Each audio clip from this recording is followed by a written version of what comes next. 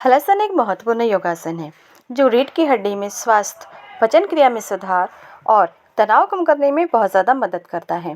साथ ही अपने शरीर को लचीला बनाता है। पेट की चर्बी कम करने के साथ में ही आज जितना थायराइड बढ़ रहा है उसे भी वह कम करने में बहुत ज़्यादा सहायक है। यह पीठ दर्द, पीठ कब्ज़ उसमें भी राहत दिलाने में विशेष रूप से उसका फ़ायदा है। जैसे कि आपको कैसे करना है, पीठ के बल लेटना है। पहले सीधे लेट जाए, फिर हाथों को बगल में रखें।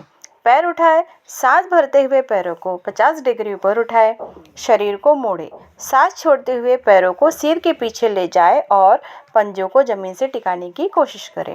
अगर आपके पंजे नहीं टिक रहे हैं तो आप जितना 90 डिग्री में या फिर 135 डिग्री में भी अगर आप ले जाते हैं तो बाद में आपके प्रैक्टिस के बाद में वह धीरे धीरे हो जाता है। यह पीठ का सहारा दे, हाथों को पीठ के पीछे रखकर कमर को सहारा दे। सामान्य सांस के साथ इस अवस्था में लगभग आपको 30 से 60 सेकंड तक आपको बने रहने की कोशिश वहाँ पे करना है। हलासन के मुख्य लाभ जैसे कि हमने देखा, लचीलापन आता है उसमें, रीढ़ की हड्डी, गर्दन और कंधों को मजबूत व लचीला बनाता है। पाचन क्रिया में भी आपकी बहुत अच्छी रहती है क्योंकि इसमें पेट के अंगों की मालिश हो जाती है। वजन आपका नियंत्रण में रहता है। पेट और जांघों के आसपास की चर्बी को कम करने में मदद करता है। तनाव कम होता है, मानसिक शांति मिलती है, आपकी थकान को कम करता है और हार्मोन संतुलन बनाए रखता है जो थायराइड ग्रंथि को उत्तेजित करता है। लेकिन साथ में कुछ सावधानियां भी है, जैसे आपको अगर पीठ दर्द है, गर्दन की चोट है, उच्च रक्तचाप यानी हाई ब्लड प्रेशर है या फिर आपको हर्निया की समस्या है तो यह आसन ना करें।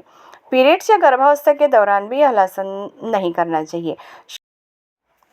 हलासन में एक छोटा सा एक्सपेरिमेंट किए हैं, जैसे कि पूरे ज़मीन तक अपने पैरों को लेके जाना है, फिर उसे अपने एकदम नज़दीक लाना है सिर के, फिर दोनों दोनों पैरों के बीच में से आपको हाथों को निकालना है और उसे पूरी तरह से गठड़ी जैसे हमें पूरा से बनना है। इससे आपका लचीलापन पता चलता है कि आप कितने ज़्यादा लचीले हो।